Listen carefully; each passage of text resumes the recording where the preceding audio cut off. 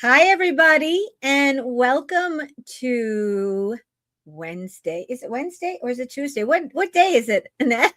I think we're on Wednesday. We're definitely It's on Wednesday. Wednesday. It's Wednesday Night Live with Lady D. This is episode 2 of Frequency of Truth. I have my soul sister here from across the pond. That's why we're doing it at 5 o'clock. So a lot of you are probably on your way home. There we go. There they are. It's like, where is everybody? And there's Tina. There's our Bova. So people will be filtering in. Sometimes I don't know. People are saying that they don't get the notification. So if you're having problems, get the notification. Sometimes if you unsubscribe and then subscribe again and hit the old notifications, I don't know. YouTube, boob tube. You know how it is. You know how it is. But so anyway, we're going to have a nice conversation tonight. And we have my soul sister across the pond, Annette. She wrote a book called The Frequency of Truth. Okay. And I have to say, I'm not just saying this because, she's my soul sister and I love her. But I am reading this and, I have to tell you folks, with the ascension and everything, I think I have the attention span of like a puppy right now. And this, it's like, you know how it is. I can't really read. You know how I used to read and read and read, but ever since this ascension in the last 5 years, I read so much online, but I don't sit down and read books very often. And because I think it's just that we're getting so much information, it downloads and psychically and empathically and intuitively and with this ascension, it's just so much going on. But this book captures my attention, and it's perfect because you don't have to sit and read it all like from beginning to end. You can just pick up. I love it. So the Frequency of Truth, first and foremost. If you want to purchase it, and all of Annette's information is in the description of this video. I mean, live show. Sorry, it's a live show. But I just want to read the back in a little bit. And folks, this is the book for us. If you feel like you are a black sheep, if you're black sheep, right? I think that's pretty much all of us, right? A black sheep, or you grew up different and sensitive and people told you were too sensitive, or you feel like you didn't belong in this world. For all the starseeds who felt completely different and misunderstood, and just like no one gets you, which is basically everyone that watches my channel and Annette's channel, this is the book for you. And I love the way Annette puts it. So I'm going to read the back cover.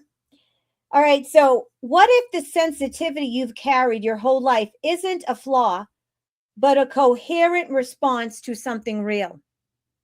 Annette has experienced reality different from the very beginning, perceiving patterns others missed, sensing what couldn't be seen, and spending years rationalizing away experiences that didn't fit until she could no longer ignore. I just want to check and make sure I have the right microphone. Yes, okay.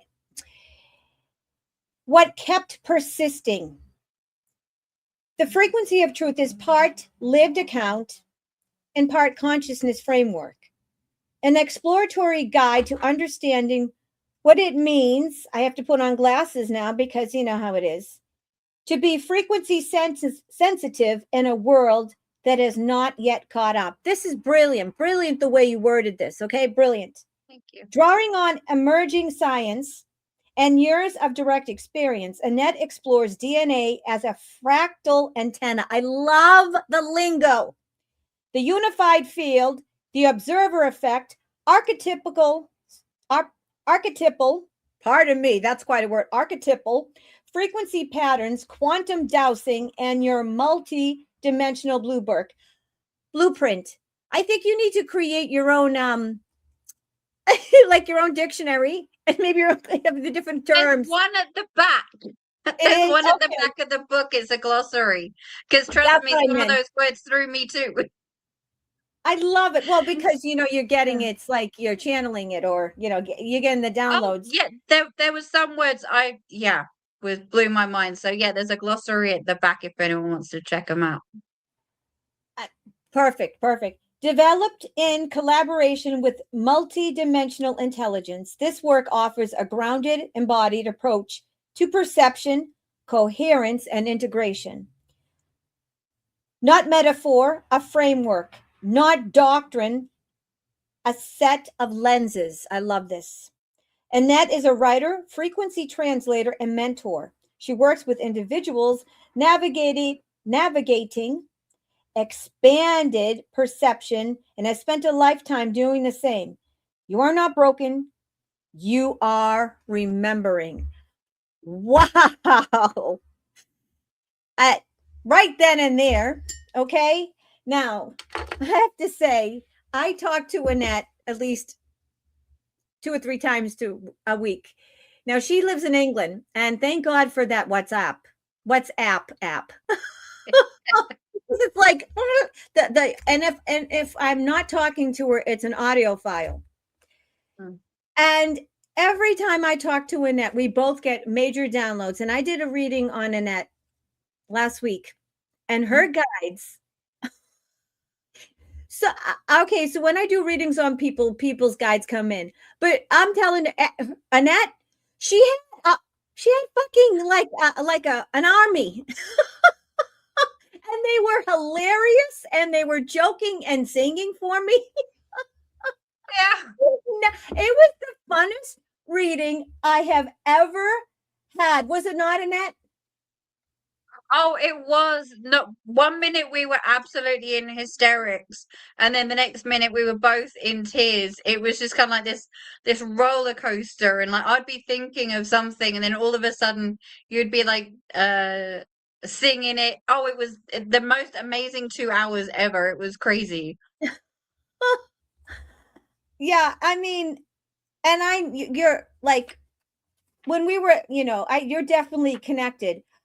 I want to talk a little bit about where it started, where all this started, and the experiences that you had, if you don't mind, when you were little, especially in the first chapter about the white lights and that started when you were about 5 years old, and then the blue lights, and then the big blue eyes, and then the experience with the teddy bears at the end of your bed. Because, people like us, we grow up, unfortunately, a lot of us grow up with people that are not, let's say, open to that sort of thing. And they label you as crazy, insane, or your imagination, especially when you're little.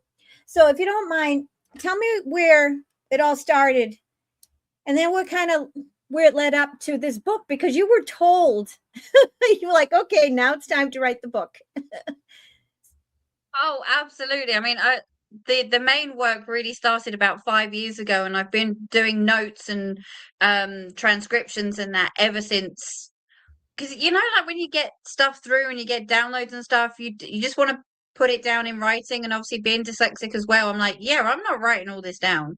So yeah, the recording thing on the phone has always been kind of like my third arm, as it were. But as Dee was saying, for me, it was actually, I'm going to premise this actually, because in chapter 1, as Dee was just saying, it is slightly more memoir based. And one of the reasons it is because it's only over the past couple of years that I've really kind of remembered a lot of what happened in my childhood. Because if you've gone through trauma and you've gone through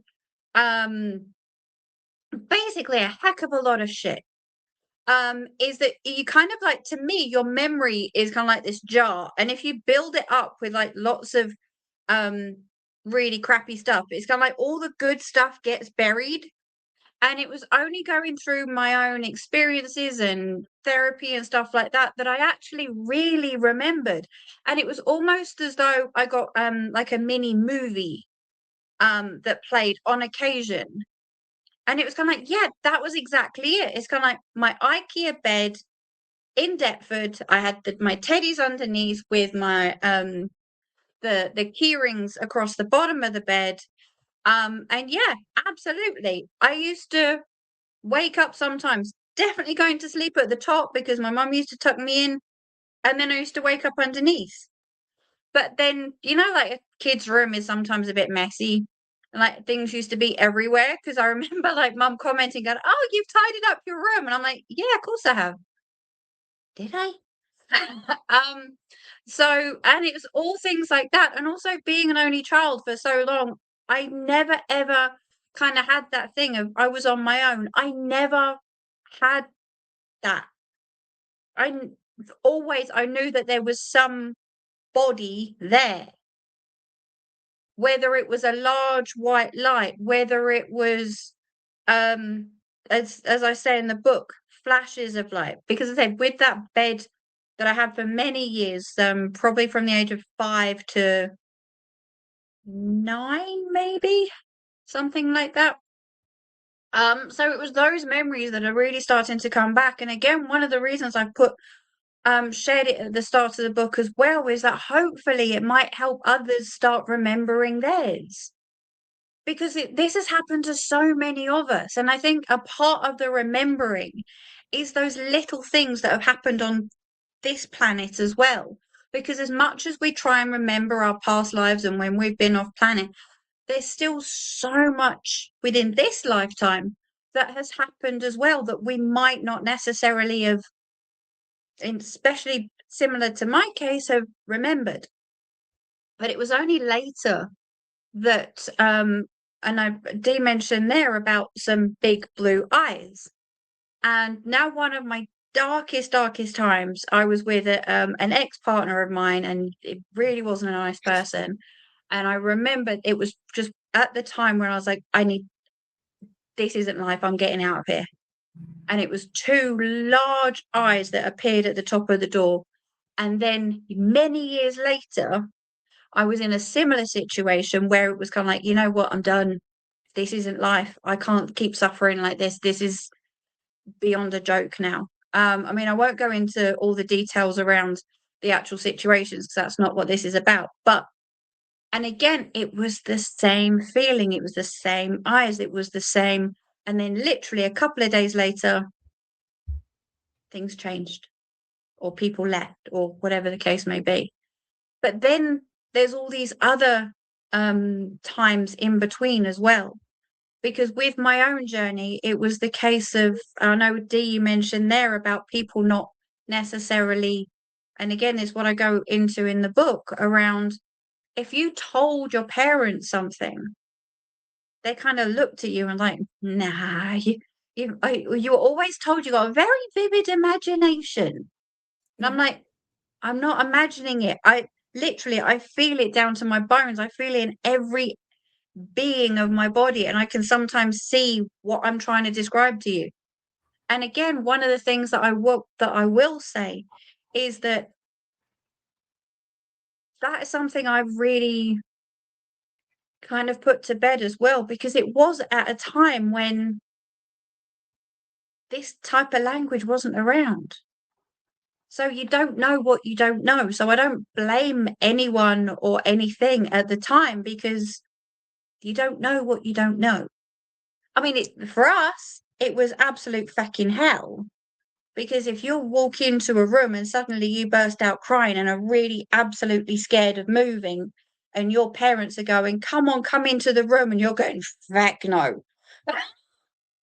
And like you get kind of like dragged into this way, you're like, "I know." And I remember like a few teachers at school, oh, I hated it because you could feel their energy was like prickly. Try telling like your teachers or your mum that.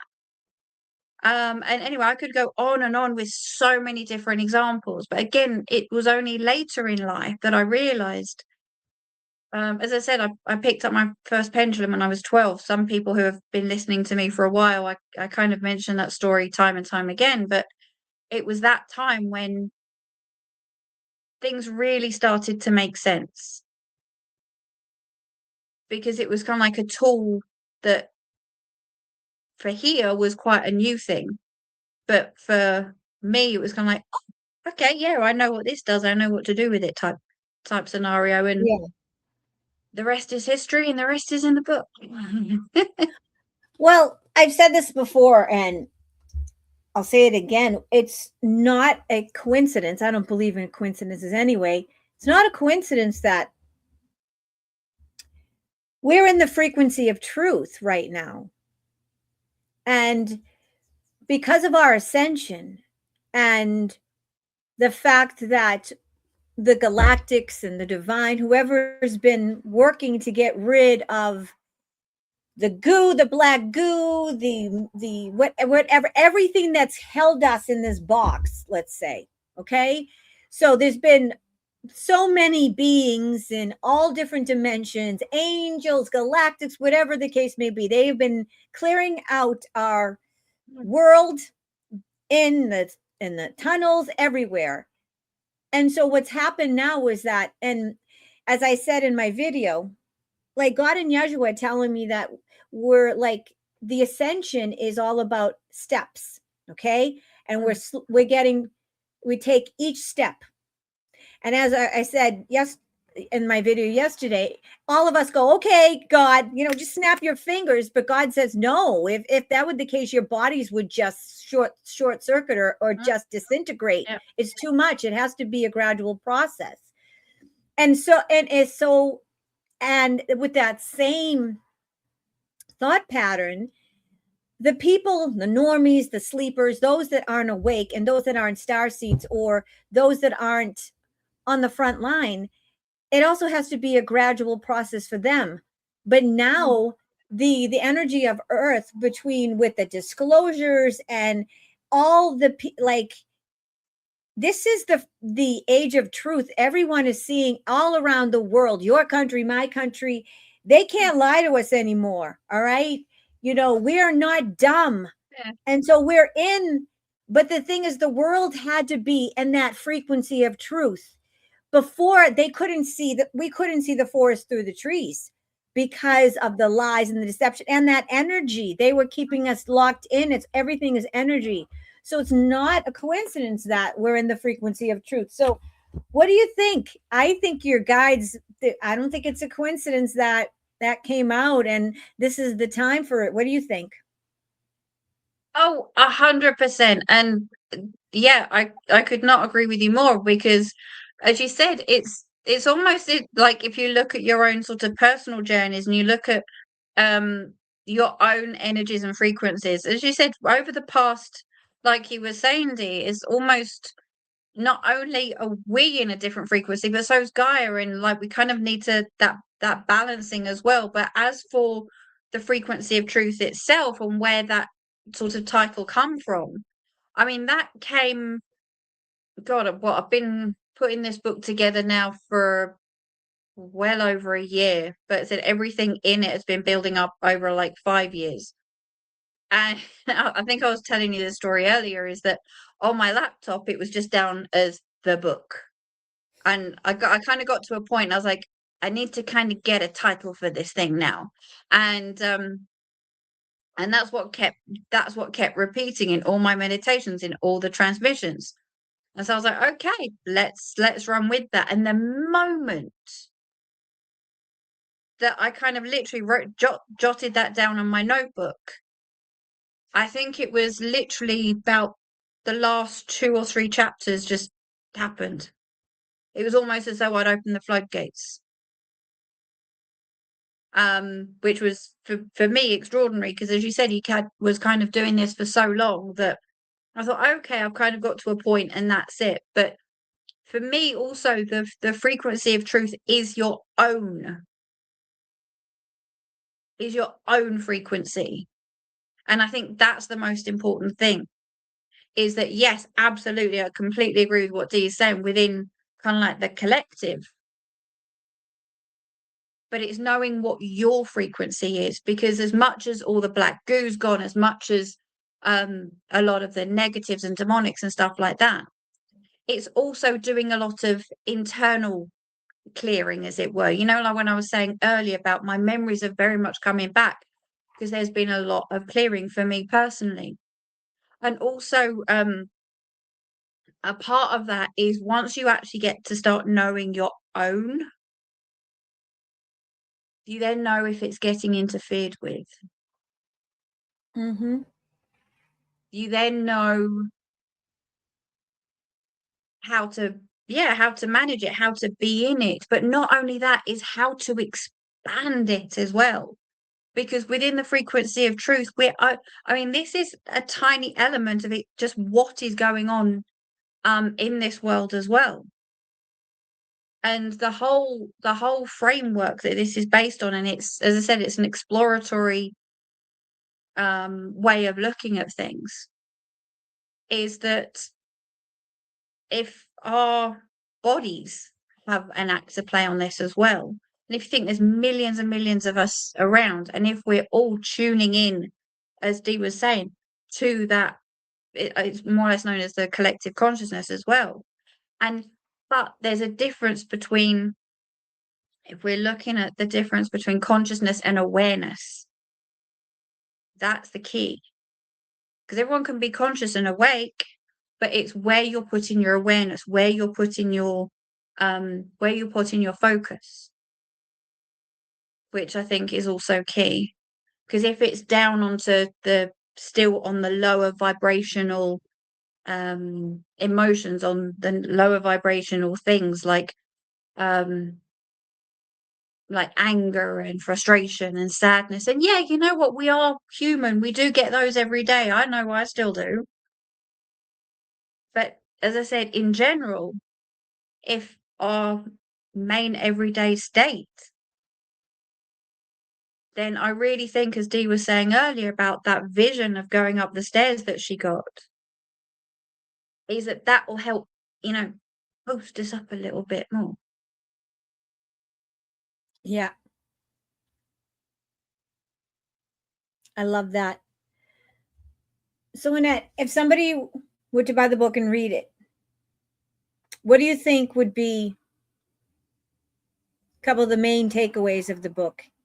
And it's probably what you also learned when you wrote it, because as you know, it's like when you're writing, you're also learning, because you're basically getting downloads from your team there. So what do you think would be they the were definitely takeaway? very talkative. So I really think the main takeaways from this is, it's not a doctoring, it's not giving you something you haven't already got. It's looking at how you operate with a slightly different lens. And it's looking at it in a way that, all of these things you've been feeling and sensing and for such a long time, is that, because one of the questions that I asked even before I started the book is, okay, well, I can tune into these frequencies and these energies, but how does it actually freaking work? I don't just, I don't know, send out a little bit of an energy signal and then all of a sudden I'm getting all this information. No, that didn't work for me. So one of the things it does help you in doing is understanding your own frequency, understanding your own energy, but most importantly, understanding your own capability. Because we're in an age now of disclosure, for want of a better word, where we are really starting to understand this whole multi-dimensional human and what we're actually capable of. And this book kind of puts a lens on to, actually, you're capable of so much more. But it's then also working, because if you see the body as a radio, and which some people who have been following me for a while, I've always used the same analogy. But unfortunately, sometimes if there's a little bit of interference, so our nervous system, for an example, is a little bit out of whack, or we're still in fight or flight, then our frequency is going to be a little bit off, isn't it? So, and again, that's where in the book, it doesn't necessarily tell you what to do, but it's areas in which maybe you've never considered before, maybe you've never looked at before. And then also the other point is giving it language. It's giving all of this language, because I don't know about you, but for years I've been trying to describe what I see, what I feel. No idea. People thought I was talking about tomatoes and I was talking about potatoes, kind of thing going on, right? So hopefully this might give you the language and the terminology in order to actually start expressing you at the end of the day. I love that. Because that is the main thing, and how to start working with, and as I said, bringing that awareness, bringing that coherence back into you and going, okay, well, how do all these separate elements work together? Because at the end of the day, we are the radio, the DNA is the antenna, the nervous system is the circuitry, but the consciousness is the signal.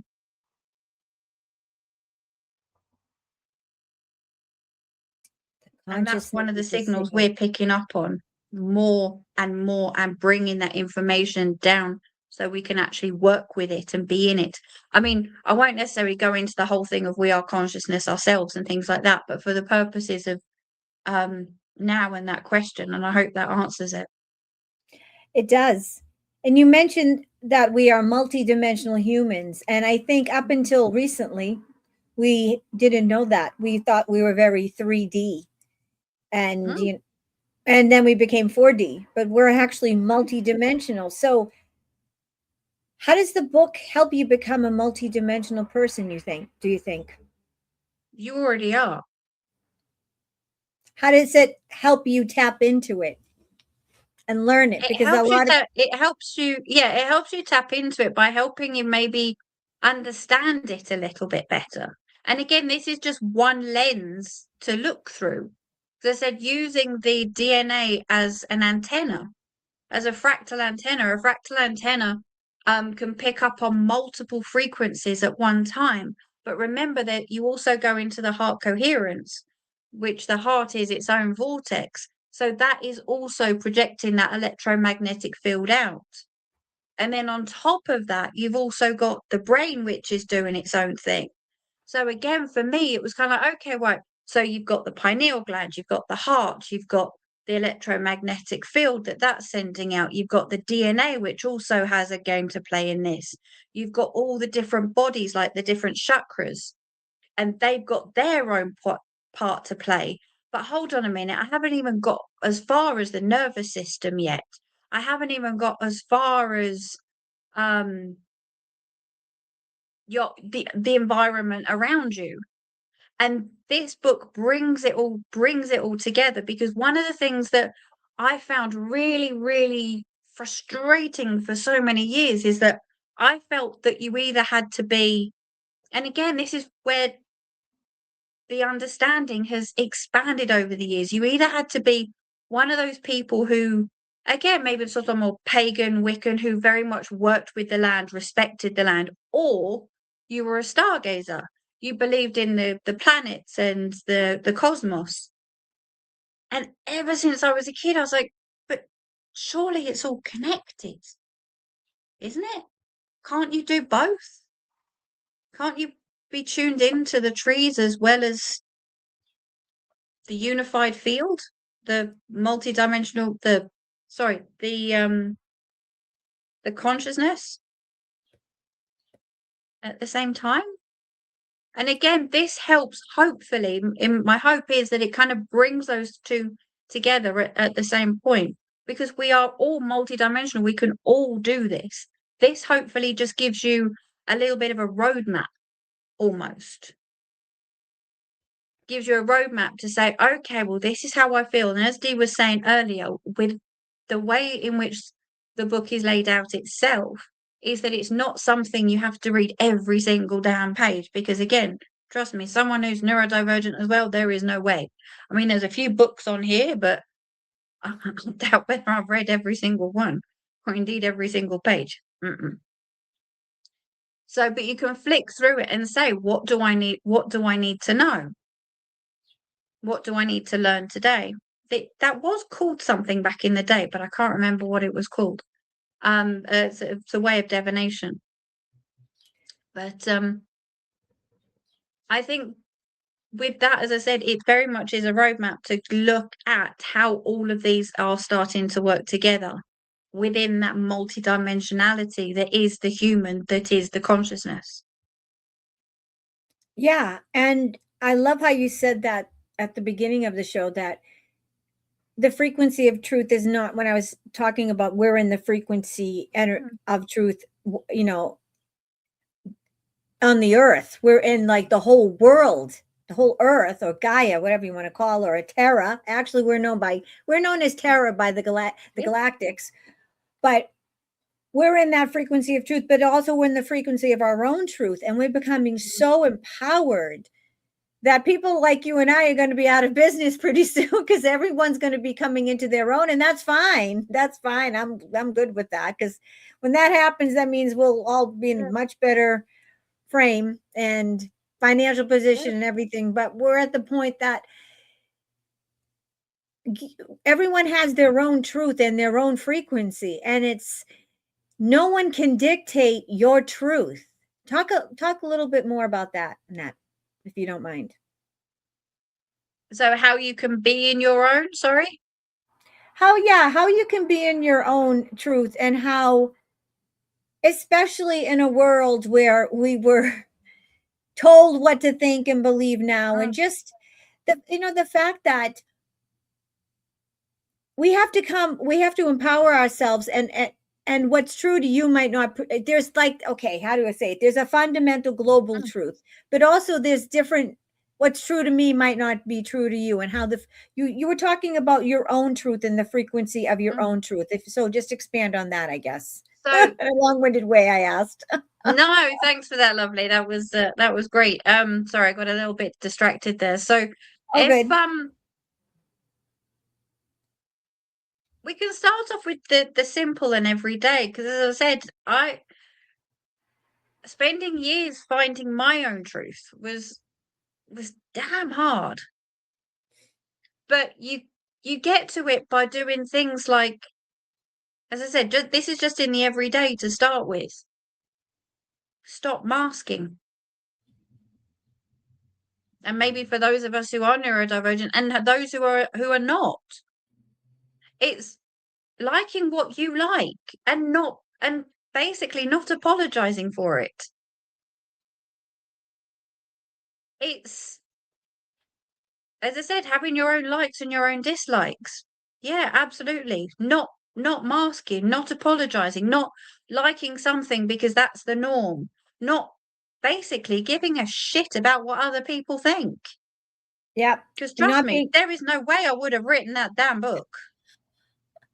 There is absolutely no way. This neurodivergent 40-odd-year-old woman who wouldn't say boo to a frigging goose is now on the wonderful Dee's show talking about a book I've just published. There were so many people who were saying, why the hell do you do that for? Well, I did. So, no. So it's things like that. Or it even could be the fact that if somebody thought that you like drinking tea all the time, so every time you went over to their house, you drank tea. Well, actually, no, I don't like tea anymore. Never have done. Never will do. I mean, I'm talking probably about bigger things, but let's just leave it at tea for now. So that is a way of being in your own truth. That's what you like. And you're not being horrible. You're not being nasty. You're being true to yourself, because a part of that is, and it's a word that is kind of thrown around quite a lot, is authenticity.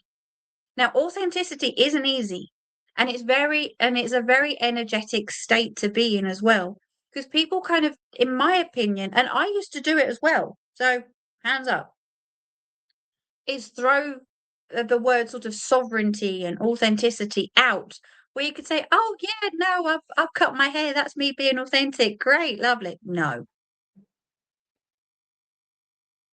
it goes far deeper than that. It's not, if you're feeling sad, feel sad, that's okay, that's your emotion, feel into it, recognize it, or do whatever it is you do, but it's yours. And stop being so apologetic for being you. Yep. Trust me, I have been my whole frigging life, in one way, shape, or form. And the last thing, which I did talk about in one of the posts I done on my side about quantum prayer, is safety. Because all of this, and so whatever safety looks like to you, because if you don't feel safe to be yourself. You don't feel safe where you are. And I'm not going to go into it too much now, but a part of that authenticity and sovereignty is around safe. So sometimes just doing the little tiny, tiny, tiny things first. Like, as I said, if you normally, every time you go round to your friend's house, they get you a cup of tea and you go, well, actually, I don't like tea. Or another one, some people would have known me as Azria. And I went back to my birth name. And I was still a bit, not too sure, not too sure. What will people think? Ah, sod it. If your name is Thomas, but everyone calls you Tom. Because again, that's sitting in your own frequency, because words and names have their own power. So I think, even as I said, I'm just talking from more of a practical perspective, and I'm not, again, saying that you have to do all of these all at the same time. Because as I said, for me, it took years. That feeling of safety, oh, that was huge. Sometimes you still do, sometimes you don't. But again, it's just how that feels to you. Because when you spent most of your life realizing that actually what you thought was safe was not, that's huge. Yeah. So again, that safety net, that not apologizing, that liking what you like, that feeling how you feel. And it's not having to always explain yourself to everybody. Over explaining. And again, sometimes, like, if you're a bit ADHD or something, you do kind of tend to do that anyway, which is a bit of a pain in the bum. But just being aware of it. I think that is certainly a way that you can sit in your own truth and sit in your own frequency of your own truth, just on a practical level to start with. And then we go into the whole nervous system. How does that feel? That's where the safety element kind of crosses over that line. And then we go into working with the rest of the field and so on and so forth. Hope that makes sense. It does. It's basically not being afraid to give your opinion, and not having to. We've been taught to people please. We have to please people in order to be liked. And it's just like, okay, I don't need you to agree with me. I don't need to mold myself, because that's what we used to do. Because because most of us were surrounded or had a few narcissists in our life, right? You know what I mean? Just a few. Just a few. Oh, okay, thank you. What a wonderful show. Great questions, Lady D. Love your thoughtful and expansive answers and explanations, Annette. Thank you, Kate. Love you. Thank you, Cat. Oh, thank you so much.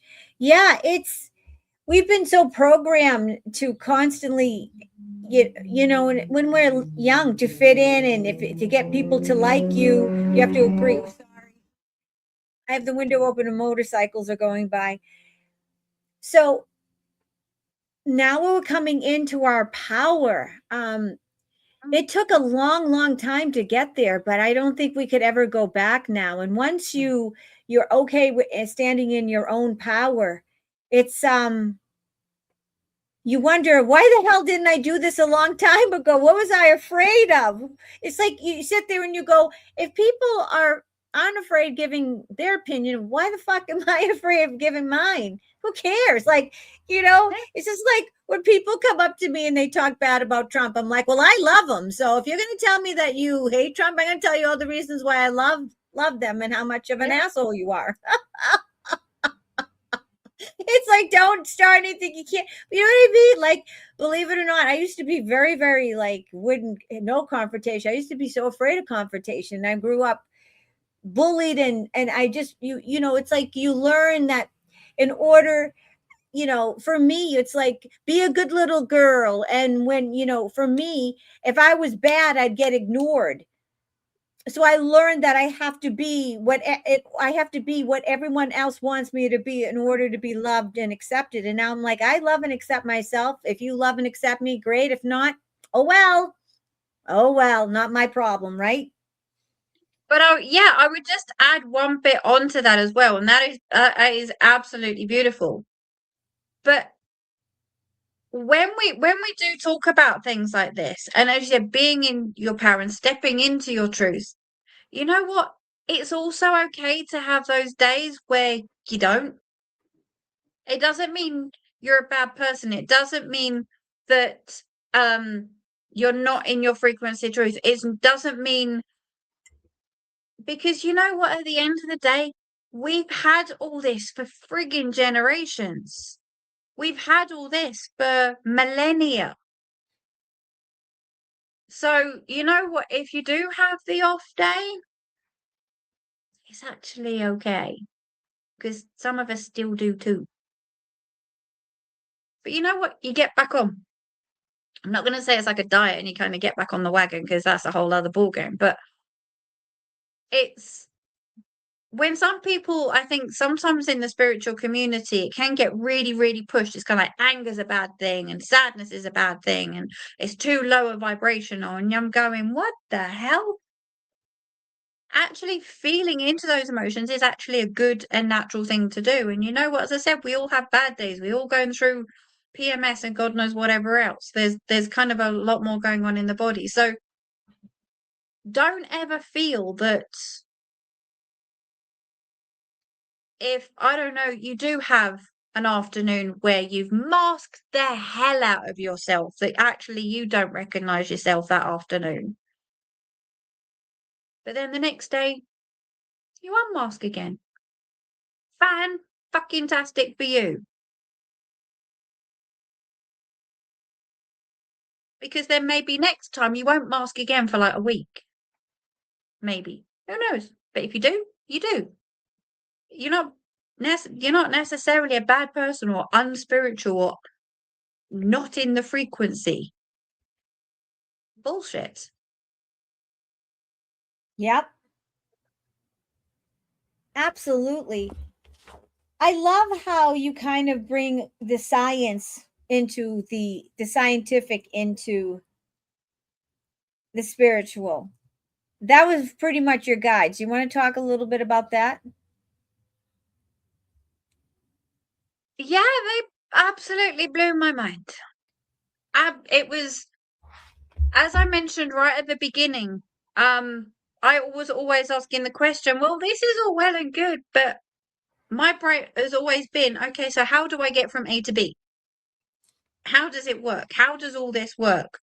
And as I said, I'm not a big reader, so I haven't necessarily, and I'm going to put my hands up to this, and I've also said it in the book, kind of gone out and read all the papers on it or studied it for years. It was through transmissions and through kind of what I call like micro learning, is when something didn't make sense, I'd go and have a look and see if it resonated with me. Does that make sense for me? If I've read like 2 or 3 things and I go, right, yeah, my experience is here. That knowledge is saying that. So you know what? Those two together, well, 2 and 2 are making 4. But then it's D, when you were saying at the beginning around some of the language. Oh, that was tough. That was really, really tough in the beginning. But again, I've purposely, the glossary that I was making up for my own use, I'm stuck in the book too. Because again, the whole theory around this is if I'm asking the question, maybe other people are asking the same questions too. So the science behind it was really coming out of that initial question of, yes, okay, I can feel these frequencies, but how? Everyone's talking about this junk DNA. Well, what the hell's that? And what's that got to do with frequency? Everyone's throwing around this word called resonance. Okay, so we've got resonance, we've got frequency, we've got vibration. How the hell am I supposed to do all those 3? And what is this got to do with all of that? Yeah. So it was then looking at those particular epigenetics. It was looking at the quantum mechanics. It was looking at quantum theory, and seeing what they were actually saying. But in the beginning, I even had to find out what they were and what they actually mean. Because again, like for an example, there was a German scientist many years ago who first mentioned about the DNA, so the tiny little parts of the DNA being a fractal antenna. So that's the actual shapes within the DNA that again are picking up on these different frequencies. Or, okay, that makes sense because I now know that junk DNA is X, Y, and Z, and that we've only got part of it activated.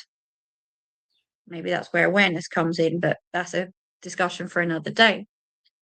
Because without one of the things that I also thought about is that back in, say, our ancestors, they knew a lot of what was going on. So, for example, what they were doing was actually when they were getting into their circles, when they were doing their spells and chants and things like that, that is then known as quantum entanglement, for an example, again, that's spoken about in the book. So it's what we've actually been doing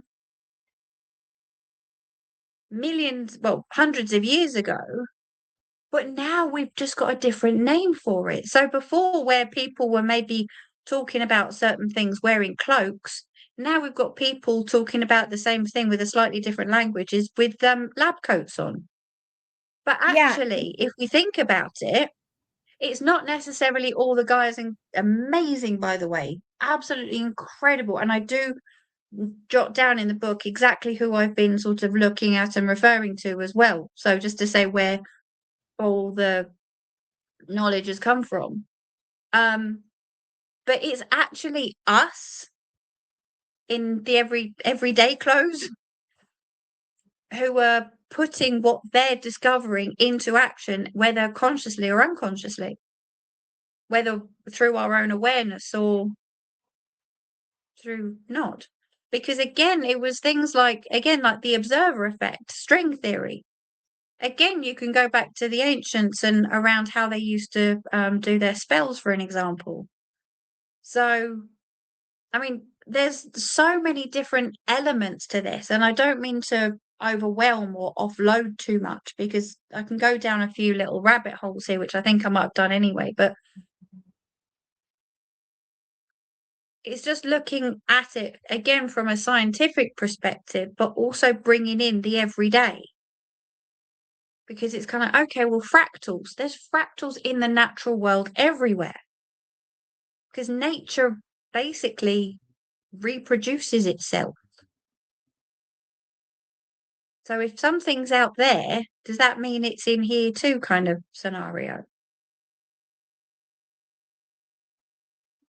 So I hope that kind of answers the question but I think the last thing I'd like to say on it is that, again, within the book, hopefully I explained it in such a way, probably a little bit better than I have now, but that was more in quite a simplistic way. And I don't mean that derogatory, not not derogatory for myself, because I wrote the damn thing, but so that it is understandable, because at the moment there is so much information out there. I mean, you only have to go on to BoobTube and type in quantum mechanics, and trust me, that you can get your frigging mind blown. And it's kind of like, okay, well, how does all of that relate to me? Because you're talking about frequencies, you're talking about resonance. But then when I talk about frequency and resonance, is it the same thing? Yes. And this is how. I kind of play piggy in the middle. It's it's helping people understand what they're going through and putting a word for it. Yeah. Yeah, because it's like you don't know what's happening to you. You're like, oh, okay. Now I know what that is. And then you see it from a spiritual, but then because we're human, we want to see our brain can understand it in the physical, so it brings it back into that physical science and it bridges that so we can understand it on multi levels, because we're a multi-dimensional being. So we can understand it first foremost in our heart, and that intuitively, and then physically in our material world. Yeah, because at the end of the day, the one thing I do keep repeating throughout the book is using your own discernment. You could read parts of it and go, yeah, actually that lands when you were just saying there, how it lands in our hearts, 100%. Or then you might read another bit and go, not too sure about that. Because again, it's not telling you who you are or what you are, or it's just giving you a lens to look through to say, oh, maybe it works this way. Mm-hmm. Use your own discernment. Yep. Gotcha. I gotcha. So we got about 5 minutes left.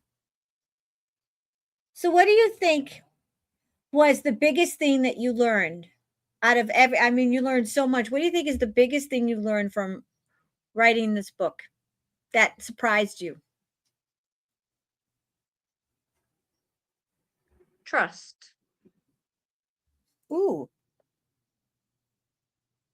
There's a section in it that came out of the blue, and it was, again, I think that leads on pretty well from what I was just saying there. It's trusting your own discernment.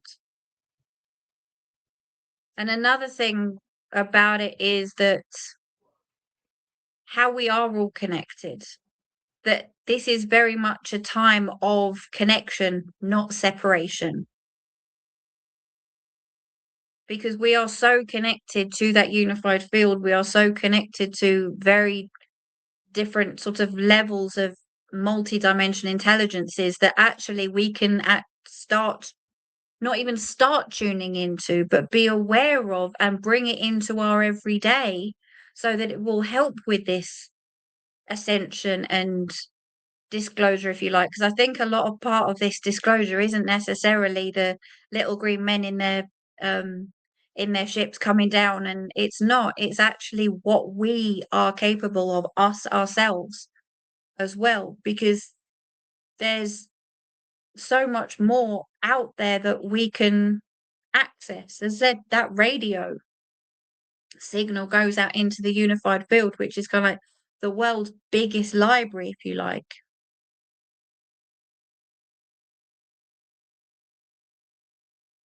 So, as I said, one of the things for me was trusting my own discernment with so much of that information that was out there, and how much of it resonated with me, on top of we're just at the start of what we're capable of. But hopefully this gives a lens to it as well. Absolutely. Absolutely. I love it. Like I said, it's you learn so much. It's not overwhelming, and it's not something that it's very light reading. I know it looks thick, but it's very light reading, and you just learn so much, and it's very quick, easy reading, and it's something you can pick up, when you're on the loo or right before you go to bed, because like you said, there's so much information, right? Everything's like, sometimes that's why it's like I have to take a break from social media, break from email, everything, because there's just, you get overwhelmed. You know what I'm saying? Yeah. Yeah, absolutely. I mean, maybe that's one of the reasons it took me so long, because it was just, not only was it my own work and experience of working obviously with different clients and different people, but it was unpacking my own history. It was unpacking, as I said, those memories that I mentioned right at the beginning, and making sense of those. It was, as I said, and thank you so much for saying that, Dee, is that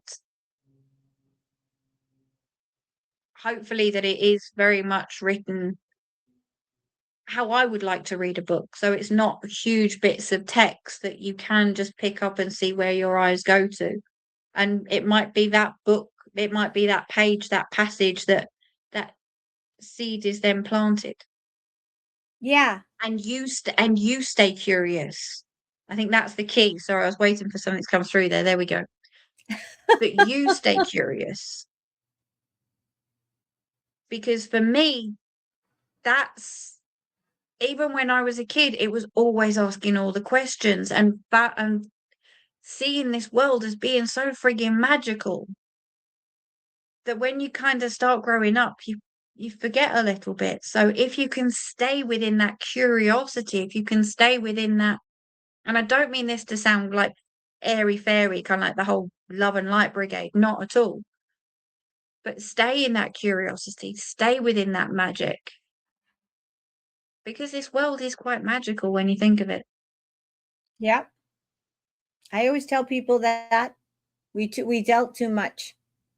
Tap into your creativity, and don't be afraid of change. Everyone's like, I want to ascend, but I don't want to change. I don't want to lose people. You can't have it both ways, folks. Can't do it. If you want a new life, you have to embrace the change and the unknown, right? Come on. They're like, hey, but no, it doesn't work that way. You got to let people go. Let's ascend. Let's ascend, but take all this baggage up with us. Yep. Absolutely. I love it, Annette. I love it. Any last words before we go? And again, if you're interested in purchasing a book, it's or getting in touch with Annette, any of her services, everything is in the description of the show.